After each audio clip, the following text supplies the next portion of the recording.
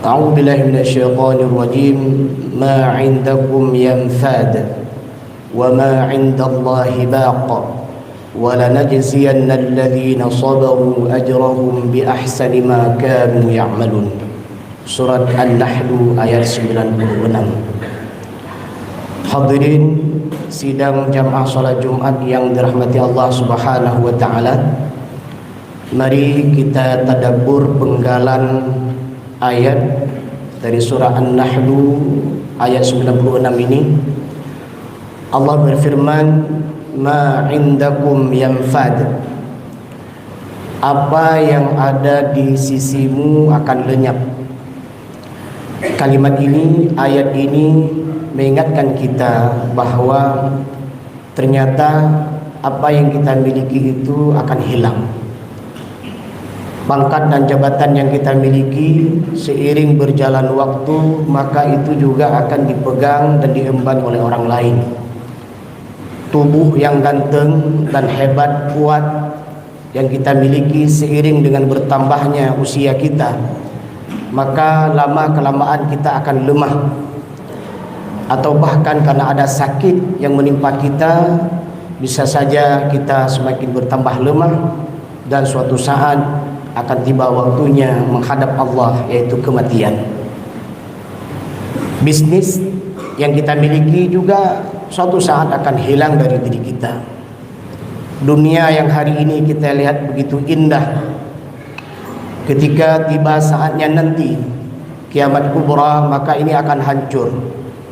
Idza syamsu kuwirat wa idzan nujumu kadarat wa idzal jibalu suyirat.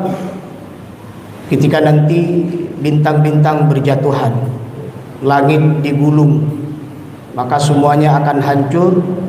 Kemudian apa yang ada di dalam bumi akan dikeluarkan. Idza zulzilatil ardu zilzalaha wa akhrajatil ardu athqalaha. Bumi yang indah yang hari ini kita tatap, ketika tibanya hari kiamat kubra dia akan hancur. Atau bahkan sebelum tibanya kiamat kubra, yaitu kiamat sughra, banyaknya musibah yang terjadi di mana-mana kita melihat. Apakah itu banjir besar, gempa bumi, tsunami, apapun bentuknya, itu bagian daripada peringatan awal dari Allah Subhanahu wa taala agar kita sadar dan faham bahwa dunia ini tidak abadi. Dunia ini nikmatnya mata'un qalil, hanya sedikit. Tempatnya hanya sebentar. Sementara kita bagaikan musafir yang ada di atas permukaan bumi ini. Maka di sini akan berbeda orang-orang kafir yang melihat dunia dengan orang-orang mukmin yang melihat dunia, sangat berbeda. Orang-orang kafir yang melihat dunia, mereka merasa memiliki dunia dan bahkan betul-betul menikmati semua keindahan yang ada di dunia. Dan bahkan dengan pemahaman yang salah dan keliru yang mereka miliki, mereka menganggap dirinya akan masuk surga dengan berbagai macam bentuk, termasuk tebusan yang mereka lakukan agar dapat surga. Dan itu sekali lagi juga ada salah. Sementara orang-orang yang beriman melihat dunia adalah tempat beramal, memperbanyak amal soleh, memperbaiki diri, senantiasa mendekatkan dirinya kepada Rabb, pada Allah Subhanahu wa taala.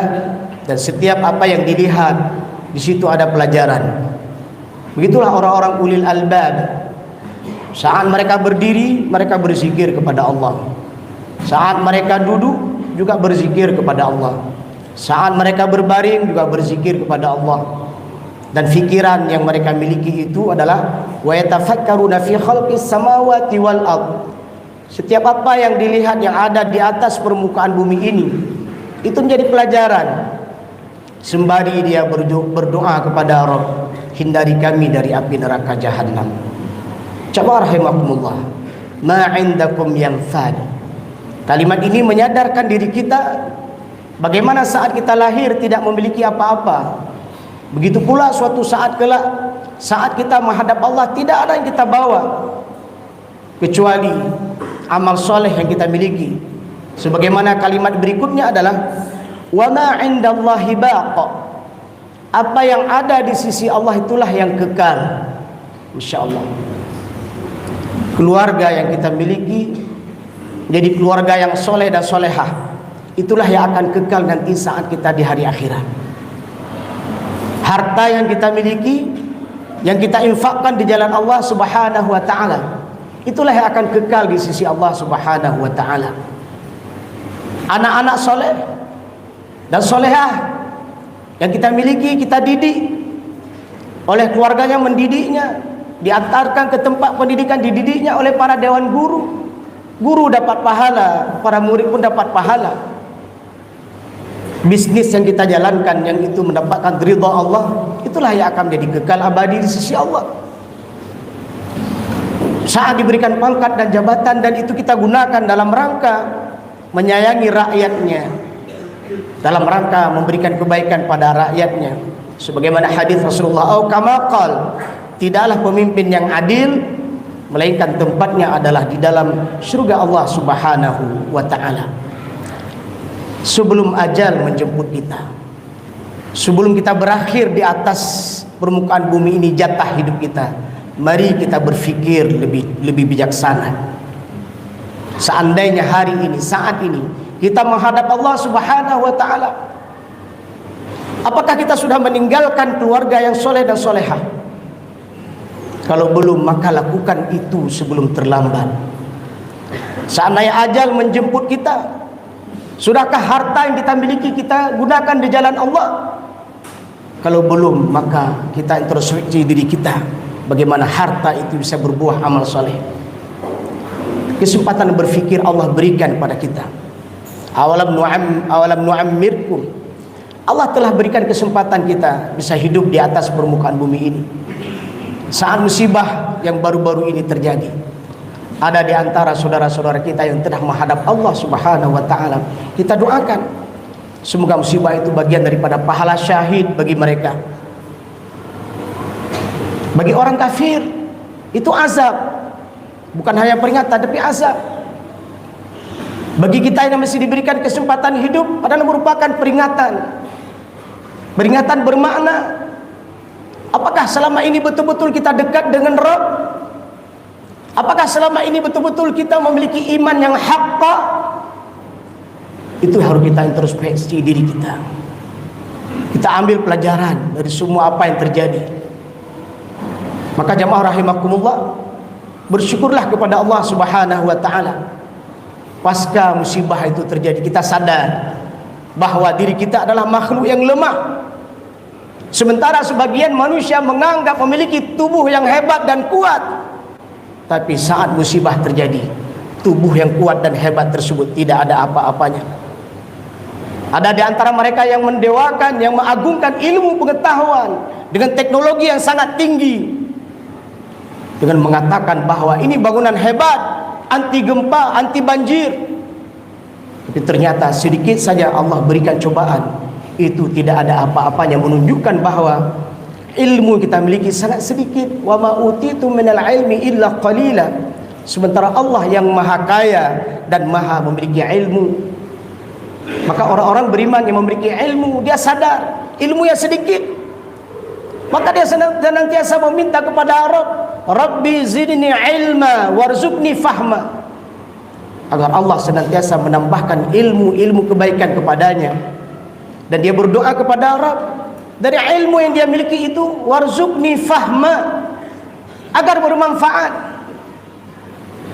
Karena betapa tidaknya kita melihat bahwa ada orang-orang yang diberikan ilmu, tapi ilmu yang dimiliki tersebut tidak bermanfaat kepada dirinya. Inilah yang kita harus berlindung kepada Rabb. Satu ayat kita baca, minta kepada Allah Subhanahu wa taala, ya Rabb, mudah-mudahan aku bisa mengamalkan satu ayat ini. Satu hadis Rasulullah yang kita dengar, mintalah kepada Rabb, warzuqni fahma. Satu hadis ini bisa kuamalkan ya Rabb. Dari apa yang kita lihat dengan mata kepala kita, minta kepada Rabb, ya Allah, jadikan ini sebagai pelajaran bagi saya. Dari semua apa yang kita miliki, yang kita lihat, yang kita kondisi, yang kita amati, minta kepada Rabb agar itu menjadi pelajaran buat kita. Jamaah rahimakumullah, wa ma 'indallahi baq, Amal soleh yang kita miliki itulah yang kekal di sisi Allah Subhanahu wa taala. Ternyata kebaikan yang didapatkan oleh orang-orang yang beriman dan beramal soleh bukan hanya di dunia. Kalimat berikutnya Allah menyebutkan walana jaziyannal ladzina sabaru ajrahum bi ahsani ma kanu ya'malun. Dengan asbab sabarnya selama hidup di dunia, saat dia mendapatkan rezeki dia bersyukur kepada Rabb, saat dia mendapatkan musibah dia sabar kepada Rabb, sabar, dia sadar bahwa dia tidak memiliki apa-apa. Alladzina idza asabatuhum musibah, yaitu orang-orang yang apabila ditimpa musibah qalu inna lillahi wa inna ilaihi raji'un. Mereka adalah orang-orang yang ingat bahwa dia berasal dari Allah dan akan kembali kepada Allah Subhanahu wa taala. Jemaah rahimakumullah, sabar dalam ketaatan ini harus kita jaga dan kita rawat. Dengan tantangan dan cobaan yang kita miliki, terkadang seseorang yang biasa taat kepada Rabb tiba-tiba dia beralih menjadi orang yang jauh dari Allah Subhanahu wa taala. Seseorang yang biasanya memiliki kawan-kawan yang soleh, tapi karena pengaruh pergaulan dan lingkungan dia tinggalkan kawan yang soleh, dia berkawan dengan teman-teman yang salah. Berarti dia tidak sabar dalam ketaatan kepada Rabb. Jemaah rahimakumullah, sabar dalam ketaatan berat. Mintalah kepada Allah agar Allah berikan kepada kita istiqamah dalam ketaatan pada Allah Subhanahu wa taala. Sabar tidak melakukan maksiat. Tidak sedikit yang sehari-hari ada manusia yang beriman Allah, taat kepada Allah, bagus, rajin ke masjid, baik, senantiasa membantu fakir miskin dan anak yatim, itu perbuatan yang mulia. Tapi ternyata ada di antara mereka itu di sisi yang lain, di samping dia taat kepada Allah Subhanahu wa taala, ternyata ada di antara mereka juga bermaksiat kepada Rabb. Setelah kita sabar dalam ketaatan, perlu kita jaga sabar tidak melakukan maksiat. Sebagaimana dalam sebuah hadis Rasulullah sallallahu alaihi wasallam, atau kama qala, keimanan seseorang itu terlihat saat dia menghadapi dua keadaan. Keadaan yang pertama adalah saat dia berhadapan dengan kebaikan, ada rasa tertarik dalam hatinya dan melakukan kebaikan tersebut, maka imannya bagus. Dan saat yang kedua adalah saat dia berhadapan dengan kemaksiatan, dia pun tidak tertarik, menjauhinya, tidak melakukannya. Inilah karakter orang yang imannya baik. Saat berhadapan dengan kebaikan tertarik melakukannya, dan saat berhadapan dengan kejahatan dia tidak tertarik, menjauhi dirinya dari kemaksiatan tersebut. Jemaah rahimakumullah, kalimat singkat dari ayat yang kita bacakan ini, ma indakum yanfad wa ma indallahi baqi wala najziyanna alladhina sabaru ajrahum bi ahsani ma kanu ya'malun. Semoga menjadi renungan bagi kita, menjadi orang yang terbaik saat di dunia, dan insyaallah mendapatkan husnul khatimah saat ajal menjemput kita, dan insyaallah semoga Allah berikan nikmat syurga pada kita nantinya di yaumil akhirat. Amin ya rabbal alamin.